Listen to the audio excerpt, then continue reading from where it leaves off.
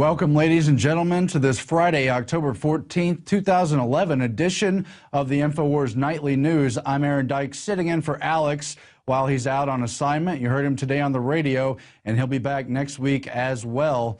Coming up on the broadcast, we have activist Rick Warden, who's been occupying the Dallas Federal Reserve for the past week. Then later, we'll speak with Tony Casso, who successfully lobbied Pinellas County, Florida, to remove fluoride. After that, we'll speak with Laura Presley, Ph.D. of Fluoride-Free Austin, on tactics to remove fluoride from your local water supply. Tonight in the news, we have more updates on the manufactured terror plot, the alleged assassination plot against the Saudi ambassador. Paul Watson writes, the assassination plot was pushed by a DEA informant. The suspect, our Bob Scheer, thought he was involved in a drug deal.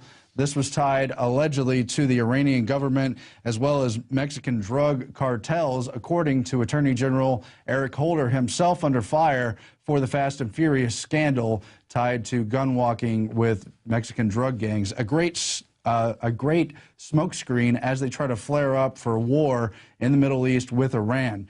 Now, we have numerous intelligence officials, people from the intelligence community, who've come forward to warn that there was no good intelligence on this plot, and it looks dubious. FBI insider, Obama administration likely manufactured dubious terror plot.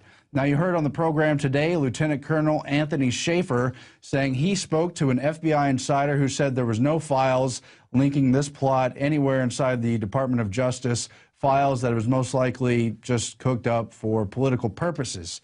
You also have Robert Bayer, intelligence official known for the movie Syriana. He wrote a column in Time saying the Iranian plot is nothing more than a bad Hollywood script, that it doesn't match the character of Iran's extremely professional killers, despite the fact they tried to link this Iranian-American used car salesman to the elite Qud force from Iran.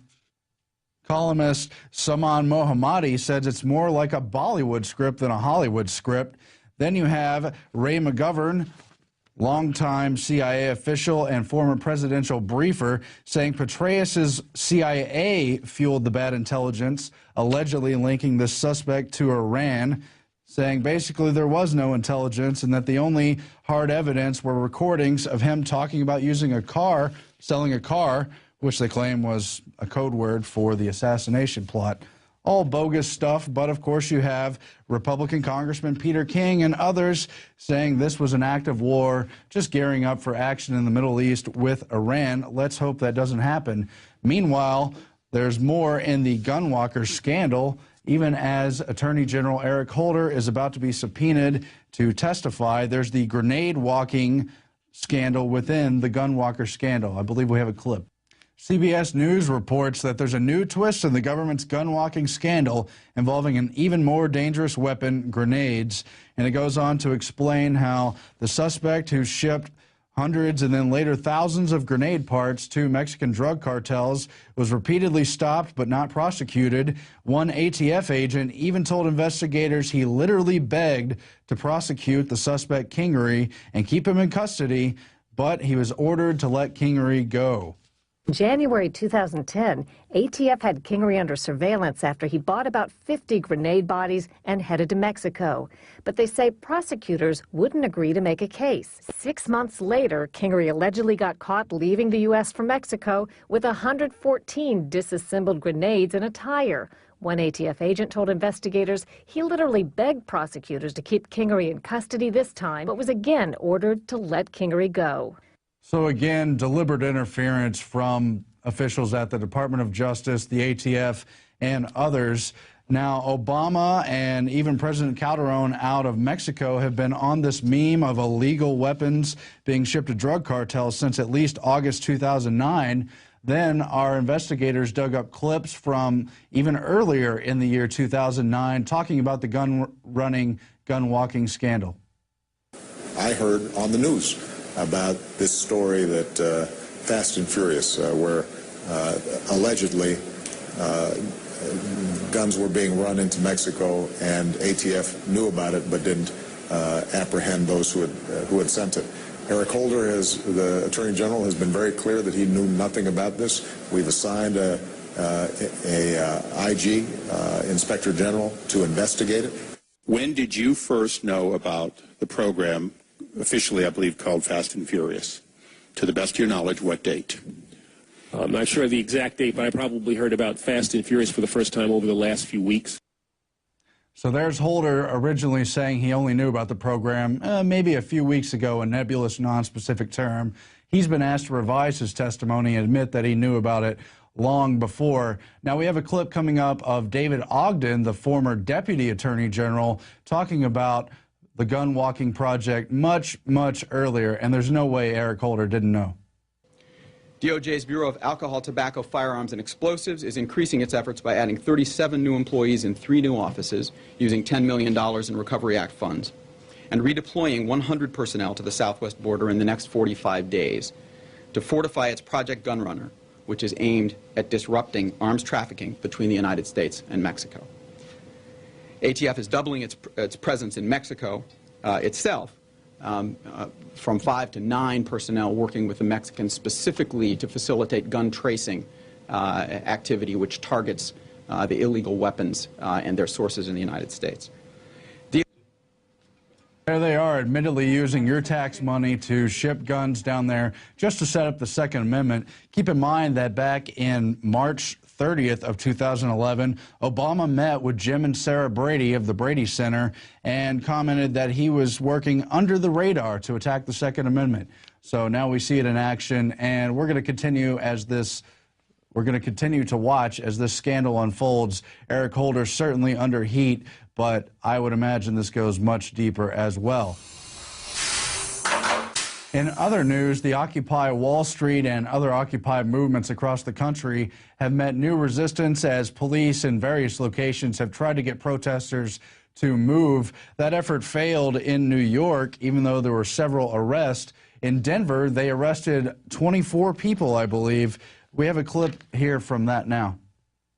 Racing right here enter the Occupy Denver protest, clearing out the encampment that has been in place for more than a week now, breaking down tents and within the last half hour arresting protesters. We're back live here at Broadway and Colfax, the Occupy Denver protest. Let me give you a live look right now and update you on where police are at this point. They've managed to push protesters out of the street at Broadway, and now police are lining the curb here, keeping things under control. Michelle, in fact, as you're speaking, we're watching another arrest being made right now from Sky Fox. So this situation clearly still unfolding, a lot of tension, and as Shaw mentioned, we're seeing this across the country. Now, all these Occupy protesters are a very diverse group. I don't know who these individuals were who were arrested. They really imply that they're blocking the street, but I haven't seen any evidence of that.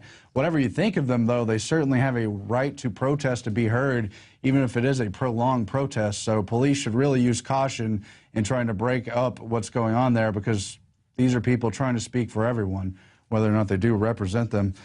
In other angles of the same Occupy Wall Street movement, Michael Chossudovsky has written about Occupy Wall Street and the American Autumn. Is this a colored revolution? We know there's been really the same steering groups behind a number of the color revolutions, first in Serbia, then later the whole Arab Spring thing you saw that started in Egypt and Tahrir Square and moved on to other countries.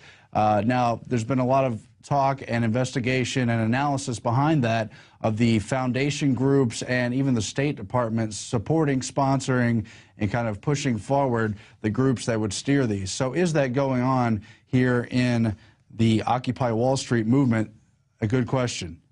And for more on the Occupy movement, we turn now to Rick Warden, who has been occupying the Dallas Federal Reserve for a week now, ever since Alex did a rally there last week. Rick, thank you for joining us, and give us an update, please, on the Occupy movement there in Dallas. We have a handful of strong lovers of liberty who are committed to being at the Occupy the Fed Dallas as often as they can. So we have successfully maintained an occupation. Saturday night, the rally was on Friday, October the 7th. Saturday night, October the 8th, it was a downpour. A gusher came. It rained all night long. It was really nasty and rained most of the day Sunday. So that really put a damper on our occupation. But we are there holding it, and we are going to continue to occupy the Fed here in Dallas. Now, they continue to have fairly large Occupy various cities across the country as part of the other part of that movement. The Federal Reserve movement doesn't have the numbers, but I assure you that presence sends a big message to the authorities in those buildings. We know Richard Fisher last week was talking about how he sympathizes with the Occupy protesters, how he's trying to help them with jobs. Just on the heels of Alex bringing a lot of people to that rally. Now this week, he says the Fed's already done all they can do to help with jobs. So it continues to be up to protesters like you to spotlight the problems the Federal Reserve is causing systematically. That's correct. And what are you going to do? We're just having fun with it. We would like for Richard W. Fisher to just come on down and be the next contestant on the Occupy the Fed Dallas program. We'll get it on video and give him an opportunity to answer openly and honestly some questions for, those people that don't have jobs. Sure. Now, you mentioned before when we were talking, getting ready for this interview, how many of the Occupy Dallas protesters have very similar frames of mind. There's different groups within that group, but many of them have already marched to the Fed. They did so a week ago, even ahead of Alex's rally, and they continue to be part of the subset movement, Occupy the Federal Reserve. That is correct. They won my heart over for sure. On their first march, they met at JFK Plaza. So, that's a shock to the system right there. You know what I mean? And then their first march was to the Federal Reserve building in Dallas they said their numbers were 1,000 to 1,500. There should be videos on YouTube. So they gave a straight shock to the system and went straight for the throat of the beast on their first day here. That's correct. Yeah, now we know the larger Occupy movement, there's been factions on the left trying to co-opt what's going on, but we know many of the people on the ground have their own views. Do you have any indicators as to what direction the larger Occupy movement is headed? Well, yes. We watched the video last night with Judge Napolitano where it's a letter or a message to Occupy Wall Street where he basically compares the Tea Party and he did a good job recognizing Ron Paul as the originator of the Tea Party and how the Love Revolution had an official Tea Party with Ron Paul present in his district in Lake Jackson. And so he recognized that and showed how it had been co-opted, compared that to the Occupy movement, and I think sent a real message to the people that do have the same spirit that we have that are in this movement. Sure, yeah. At the higher levels of the hierarchy, we've seen people as high up as Al Gore endorsing, an Arab Spring type movement in the U.S. We know they want to take a lot of that energy and fuel Obama or whoever might be leading the Democratic Party by next year, but there's so much else going on that movement. And I think it's just very encouraging that they continue to have a presence in cities all across the states, including Dallas. Now, what did you think of the rallies themselves for Occupy the Federal Reserve that took place last week? Alex kicked it off in Dallas. There was one in San Antonio, Houston. They've been in other cities across the U.S. as well, notably Boston, where there was thousands of people protesting outside. What kind of signal do you think that sends to the system, Rick? It's obviously a wonderful shock to the system. We know who we're dealing with. We're dealing with crooks. We're dealing with people that just do not know the concept of being honest and open and fair.